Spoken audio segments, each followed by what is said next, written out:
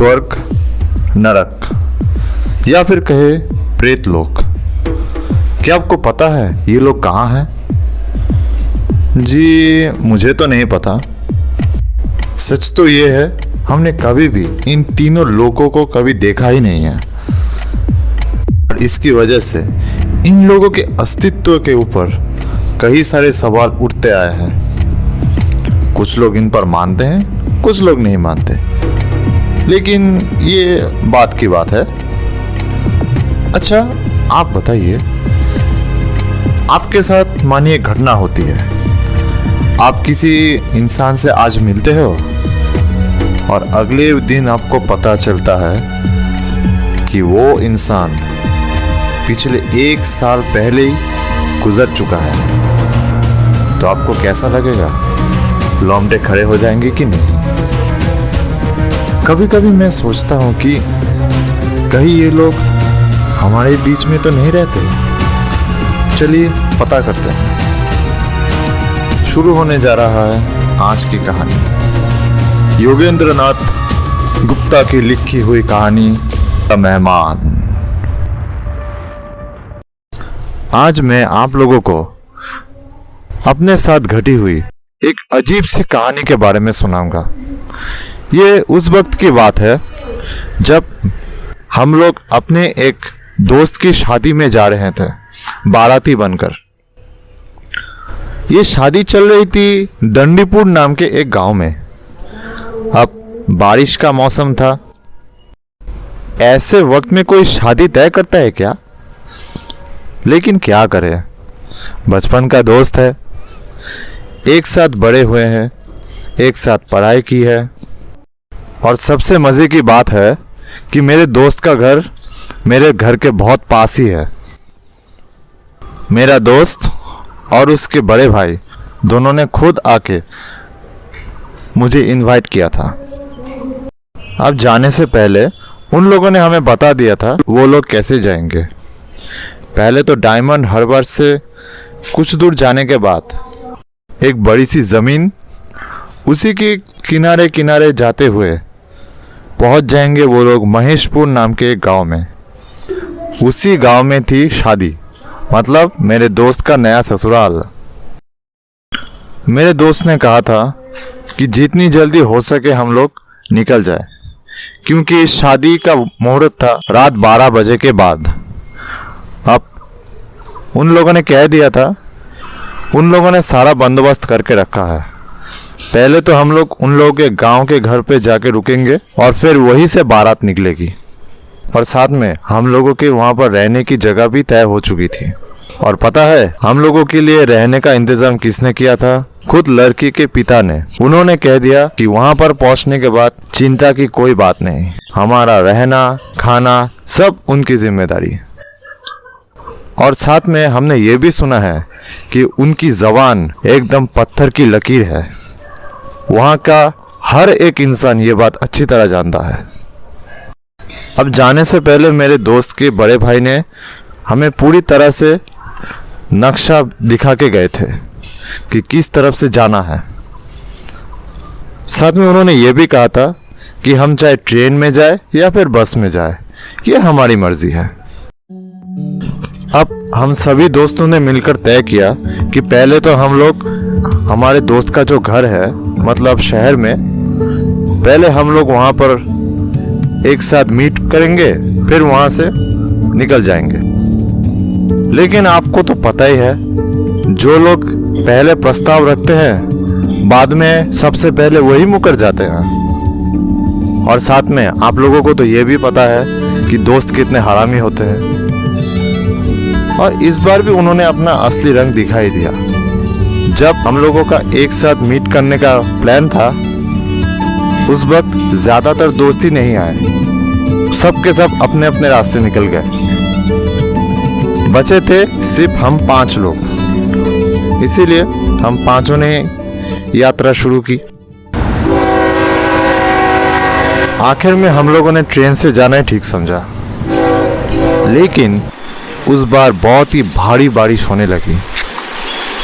और इस बारिश की वजह से जब हम स्टेशन में उतरे तब हमने देखा जितना पानी जमा था उतना ही कीचड़।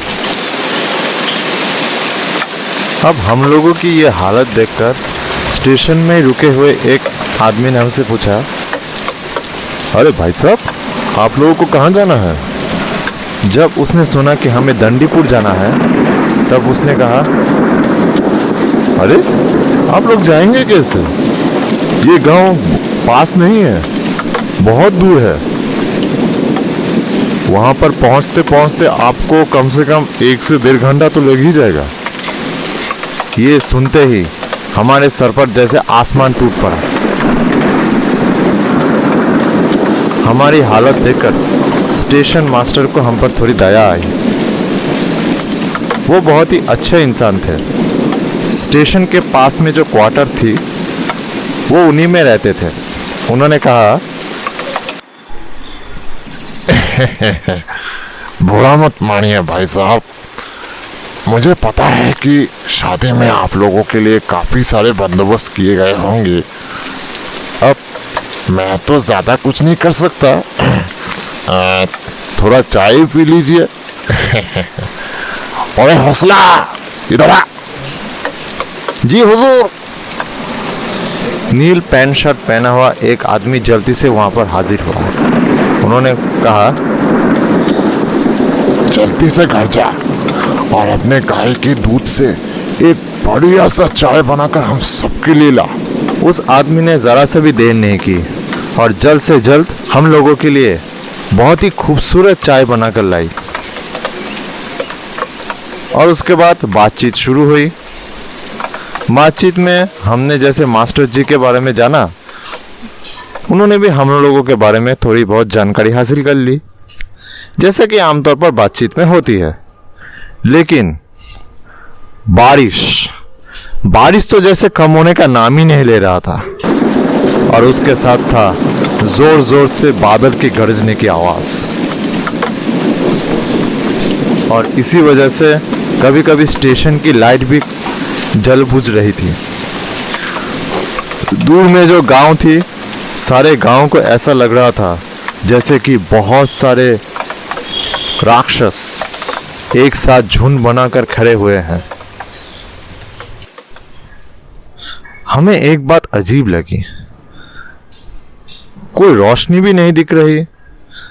क्या कोई हमें लेने भी नहीं आएगा क्या? मास्टर जी जैसे हमारी मन की बात समझ गए और उन्होंने कहा, डरने की क्या बात है? बारिश अगर कम नहीं हुई तो आप लोग मेरे वहां चल सकते हैं। चिंता मत कीजिए, मैं एक बैचलर आदमी हूँ, इसीलिए घर में पत्नी का झमेला भी नहीं है। और मेरे घर में जो है उसी से हम सबका हो जाएगा और साथ में चलेगी पार्टी। क्या बोलते हो भाई लोग? सच कहूं तो मास्टर जी मुझे बहुत पसंद आ रहे थे, बहुत अच्छा लग रहा था उनके साथ। उन्होंने फिर से कहा, अरे बोलिए ना, यस। उसी समय स्टेशन में हमने दोनों लोगों को देखा। उन्होंने हमसे पूछा, अरे भाई साहब, आप लोग कलकत्ता से आए हैं क्या? हम लोगों ने कहा, हाँ हाँ, हम लोग कलकत्ता से आए हैं। उन दोनों लोगों ने कहा, अरे देखिए ना, अब आप लोगों के आने की देर हो गई, इसीलिए बाकी सब लोग दूल्हे राजा को लेकर गांव में जा चुके हैं। वैसे आप लोग हमारे साथ चलना चाहते हैं तो चल सकते हैं।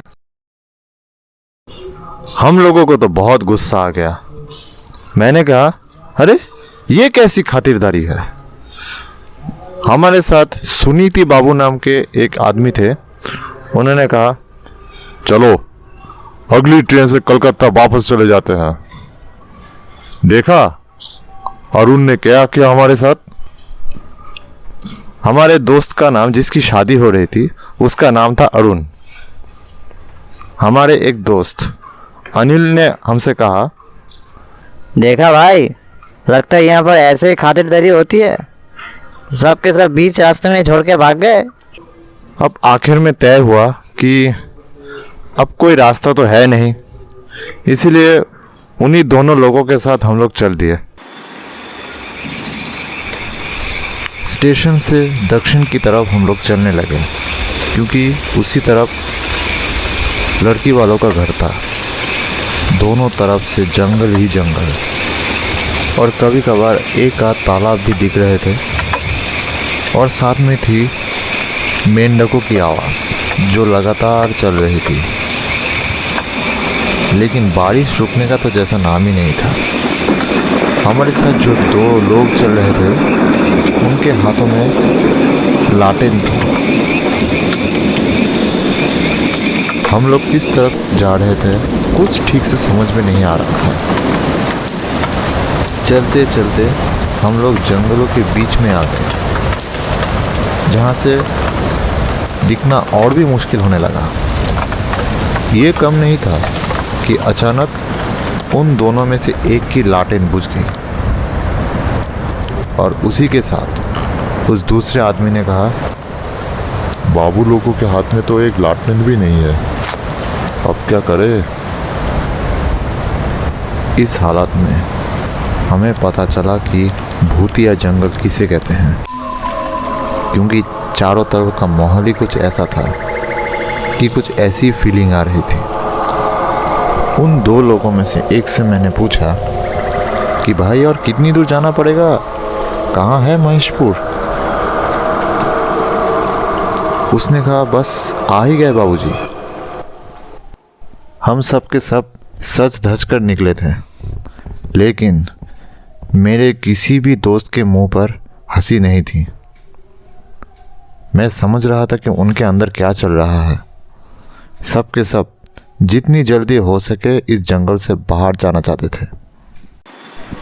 कुछ दूर आगे बढ़ते ही हमें एक बहुत बड़ा सा घर दिखा। उसी के सामने एक पतली सड़क थी जिससे हमें गुजरना था। अब वो घर कोई छोटा मोटा घर नहीं था, एक बड़ा सा महल था जिसके चारों तरफ लंबी लंबी दीवारें थी। बहुत पुरानी थी वो, इसी वजह से कई जगह पर नष्ट हो चुकी थी वो दीवारें। और साथ में था एक बहुत बड़ा सा गेट जो कि आज बंद है। वहाँ के लोगों का कहना है कि यहाँ पर अब कोई नहीं रहता, पूरी तरह से वीरान पड़ी हुई है। ये घर कभी एक बहुत बड़े ज़मींदार का हुआ करता था, लेकिन अचानक से एक महामारी आ गई जिसका नाम था मलेरिया। उस वक्त मलेरिया की कोई दवाई नहीं थी, इसी वजह से एक के बाद एक लाशें गिरने लगी। गांव की हालत शमशान जैसी हो गई थी। रास्ते के इधर उधर की लाशें पड़ी हुई थी। ना ही उन्हें देखने वाला कोई था और ना ही अंतिम संस्कार करने वाला।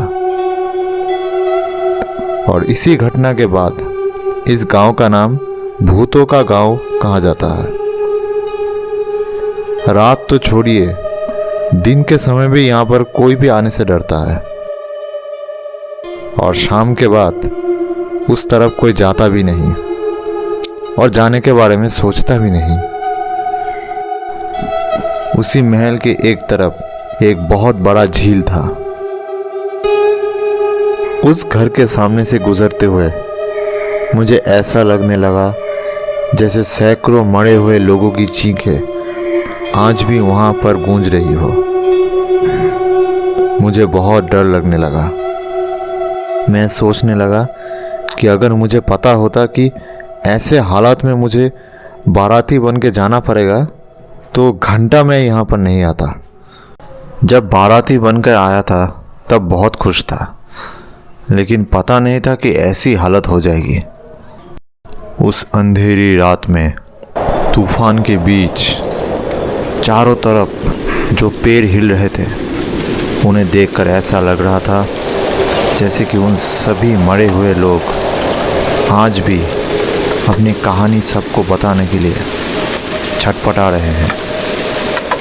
इस हालत में मैं सोच रहा था, क्यों आया मैं यहाँ पर?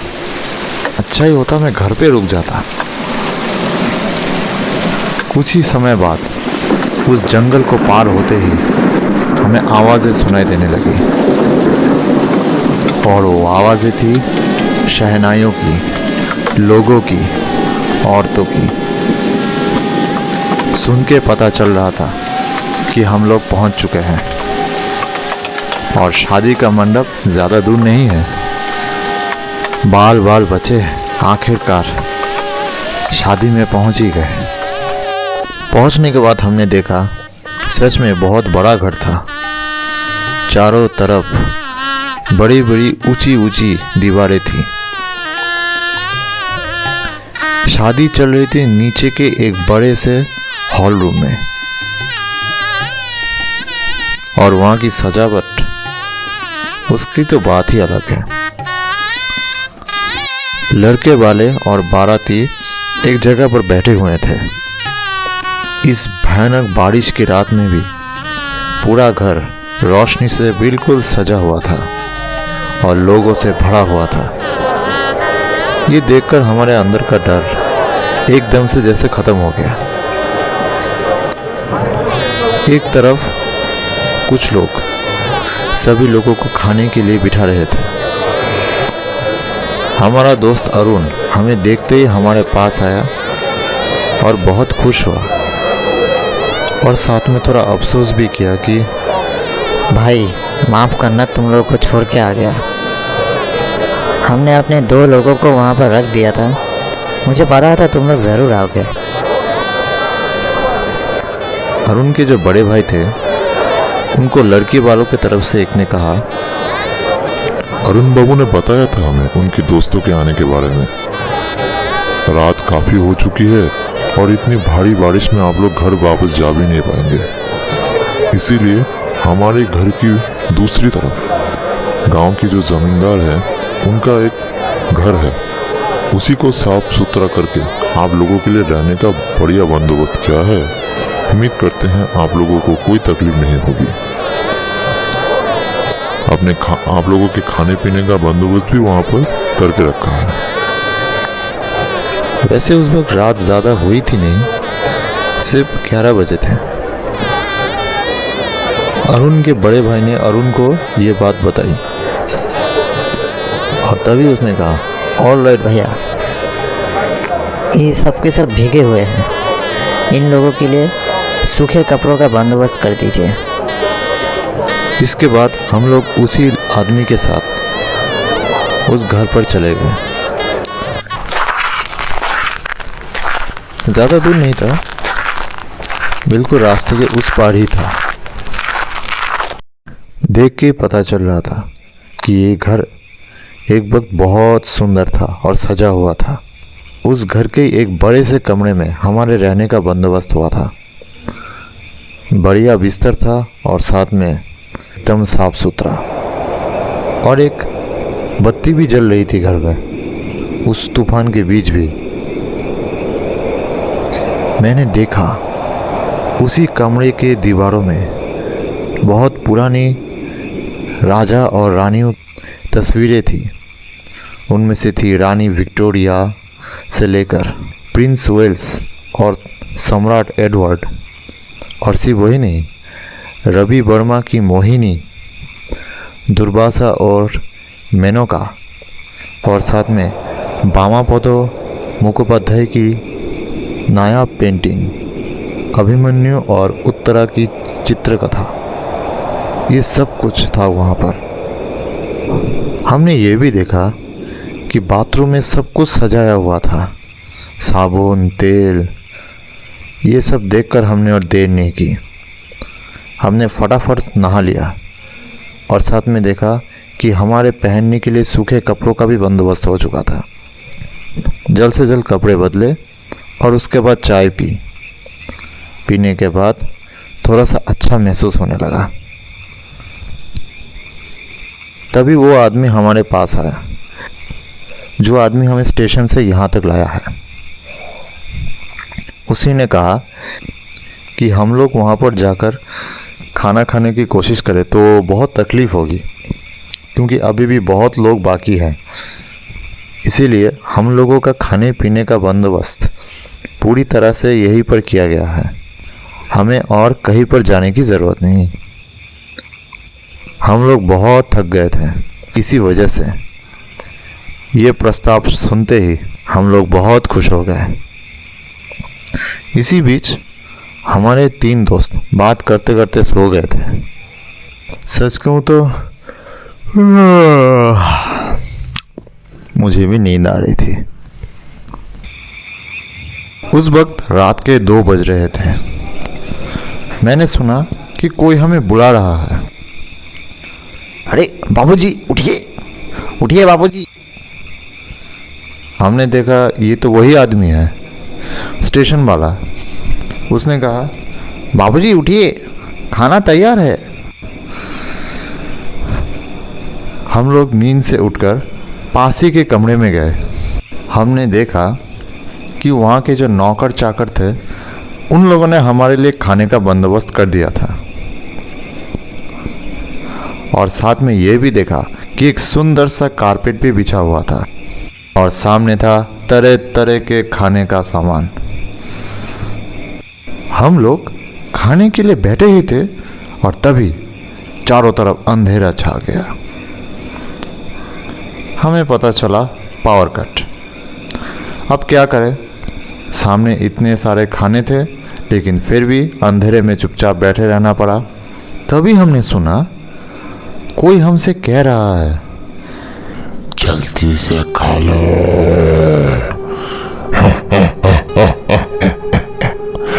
वरना कुछ नहीं मिलेगा, सब खा जाएंगे हम।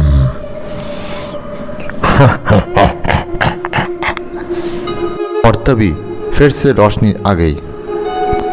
हमने देखा, अरे कहाँ गए सारे के सारे नौकर चाकर, और ये लोग कौन है? हमने देखा हम लोगों के दोनों तरफ 4-4 करके लोग बैठे हुए थे। वो दिखने में बहुत ही अजीब थे और बिल्कुल चुपचाप थे। आखिर ये लोग आए कहां से? और ये क्या, हमारा खाना? सारे के सारे खाने गए कहां? अजीब बात है, अभी तो यही था। और तभी कमरे में कोई अंदर आया और हमसे पूछा, अरे बाबूजी, कौन है ये लोग, कहां से आए? कौन हो तुम लोग?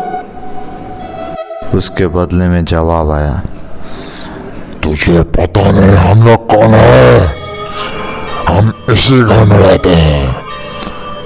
हमें आमंत्रण किए बगैर सबको खाने के लिए दे दिया, इसीलिए सब खा गए हम। इतनी भयानक आवाज सुनकर वो आदमी थर थर कांपने लगा। उसके मुंह से बस एक ही आवाज निकलने लगा,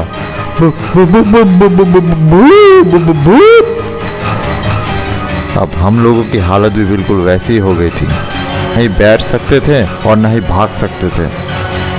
ये आवाज सुनकर लड़की के पिता आनंद जी जल्द से जल्द वहां पर पहुंच गए और पहुंचने के बाद सब कुछ सुना। उन्होंने अपने एक आदमी गौड़ को जल्दी से वहां पर बुलाया और डांटने लगा, तूने क्या किया है, तूने पता है? हाँ, तुमने इन भूतों को आमंत्रण किए बगैर ही इन लोगों को खाने के लिए दे दिया। तुझे पता है इसका अंजाम क्या होगा? ये कहने के बाद ही वो दौड़ कर चले गए उस घर के पास जो बरगद का पेड़ था वहां पर, और वहां पर जाकर क्षमा मांगने लगे और कहने लगे, हमें माफ कर दीजिए, हमसे बहुत बड़ी गलती हो गई। आप लोगों ने जी भर के खाया तो है ना?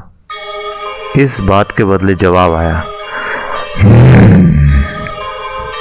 आप लोगों की इजाजत हो तो इन लोगों को खाने के लिए दूं? तो वैसे कोई मुश्किल तो नहीं खड़ी होगी ना?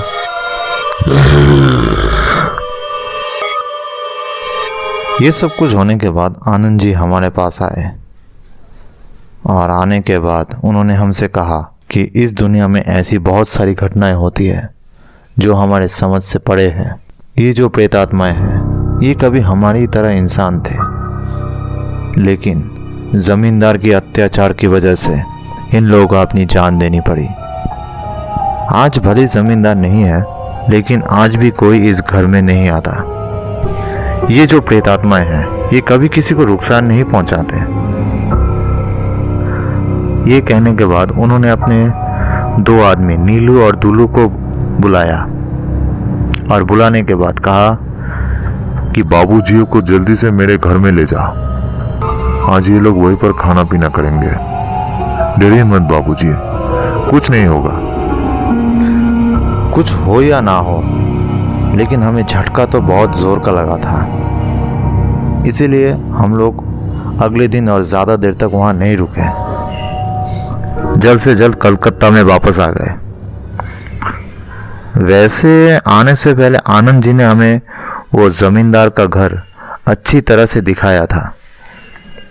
क्या बड़े बड़े घर थे, क्या तरह तरह की सजावट थी और साथ में तरह तरह की तस्वीरें। लेकिन उस घटना को आज भी हम लोग नहीं भूल पाए हैं। जाने से पहले आप लोगों से एक बात कहना चाहूँगा। ये ज़रूरी नहीं कि हर प्रेत आत्माएं बुरी हो। ये ज़रूरी नहीं कि हर प्रेत आत्माएं हमें नुकसान ही पहुंचाती हो। उन्हें भी अच्छा बर्ताव करना आता है। हम लोग जब उस अंधेरे में बैठे हुए थे तब वो चाहते तो हमें नुकसान पहुंचा सकते थे, लेकिन उन्होंने ऐसा नहीं किया, बल्कि चुपचाप खाना खत्म कर लिया और वहां से चले गए। क्या इसी से साबित नहीं होता है कि भूत या फिर प्रेत आत्माएं शांति प्रिय भी हो सकते हैं? या फिर कहे तो प्रेत आत्माओं के बारे में हम जो जानते हैं वो पूरा सच है ही नहीं। आप चाहे इस दुनिया के किसी भी कोने में चले जाइए, आपको 2 तरह की शक्तियां जरूर मिलेंगी। एक है अच्छी और दूसरी है बुरी। ये जरूरी नहीं है कि जिन्हें हम देख नहीं सकते वो हमेशा बुरे हों, या फिर हम जिन्हें देख सकते हैं, छू सकते हैं, वो हमेशा भले ही हो। लेकिन क्या करें, जो चीज़ हमारे समझ से बाहर है हमें उसी चीज़ से डर लगता है, और जिस चीज़ को हमें समझ में आती है उस पर हम अंधों की तरह विश्वास करने लग जाते हैं। और जब आखिरी फैसले की बात आती है तब हम सोचते हैं अरे ये तो कुछ और ही निकला। उम्मीद करते हैं आपको ये कहानी अच्छी लगी होगी। तो फिर मिलते हैं अगली कहानी पे। तब तक के लिए गुड नाइट।